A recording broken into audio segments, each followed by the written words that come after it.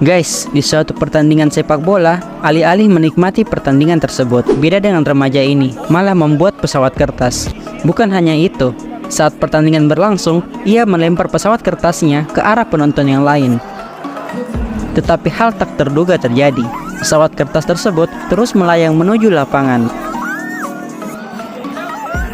Supporter yang hadir menyadari hal itu.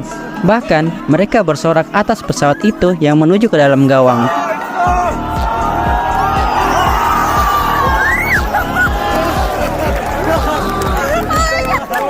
Wah, sungguh momen yang tak terlupakan bagi remaja tersebut.